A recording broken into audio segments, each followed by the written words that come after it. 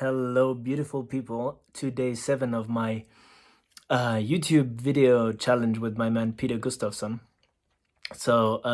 I am here chilling in the evening with my boy Conscious Dog. Some of you know him already. He is purposefully closing his eyes now because he hates to be on camera.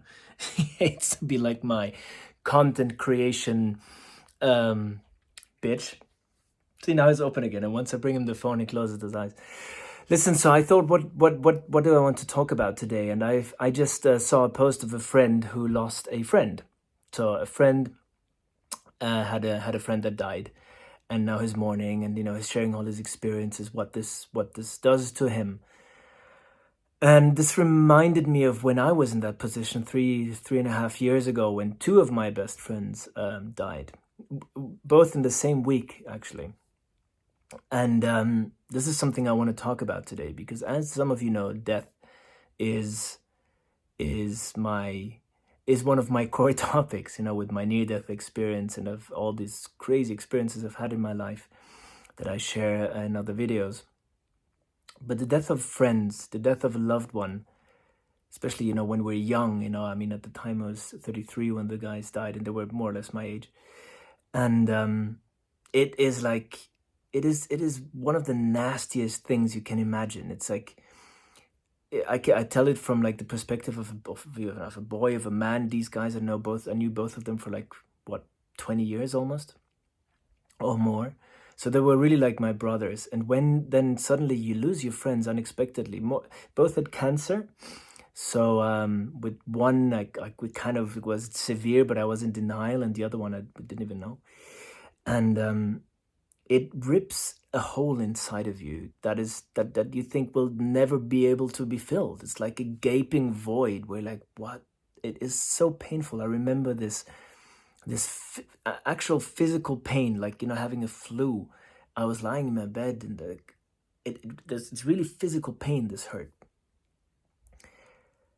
When you lose your brothers or your best friends that you thought, because we both guys, I remember, we would say like, yeah, when we're 80, we're going to look back at our lives and drink a beer and look back, and wow, like even thinking and talking about it now is quite emotional.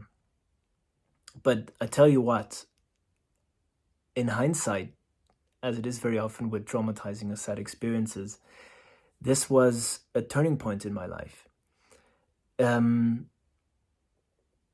Yet another one, because it ripped open, like it pulled off the band-aid. Sometimes we cover up things, and I was, even though I did inner work and healing work for years before that, but I was still kind of covering up something, the really deep shit, the stuff that you don't want to. And that was just, when the boys left, this was such a pain that just, my protection mechanism didn't work anymore. So just everything bubbled up and boiled up and kicked me into a massive depression at the time. And that's what actually got me into trauma healing and trauma work, which is why today I'm a trauma therapist. So that probably wouldn't have happened.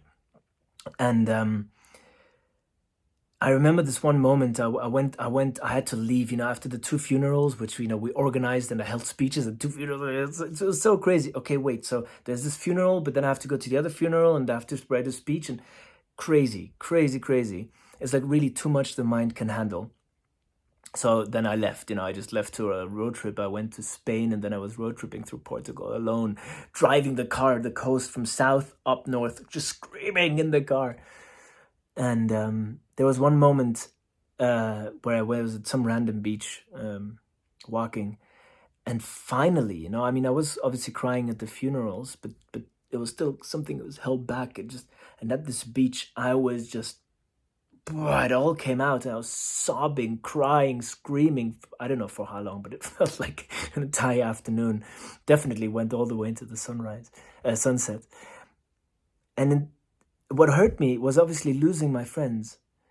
But what also hurt me so much was there was still a sense inside of me. Why am I not 100% showing up the way I could and I want to, and live my real potential inside of me? Why am I sometimes pretending to be different than I am? Why am I sometimes having trouble being authentic?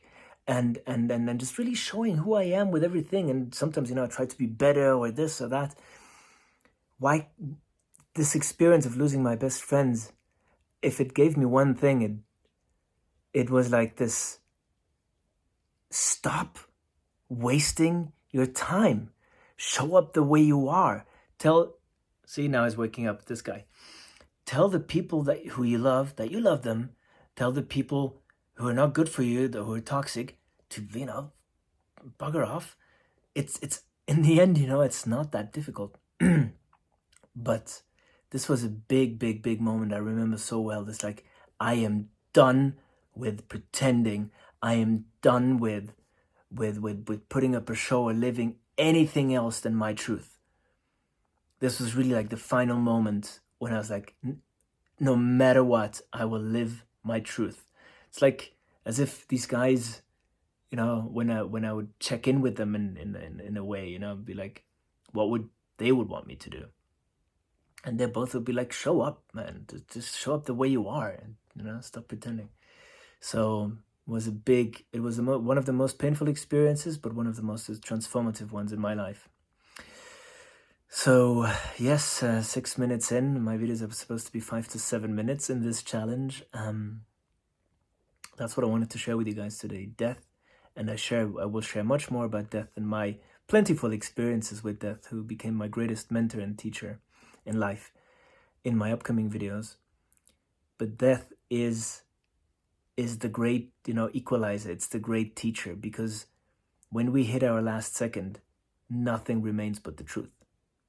And from that perspective, if we live our life like that, we're on the right path. With that, Conscious Dog and I wishing you a wonderful day and a wonderful night ahead and a wonderful week, and we'll see you with the new video tomorrow. Mwah. We love you. Live happily.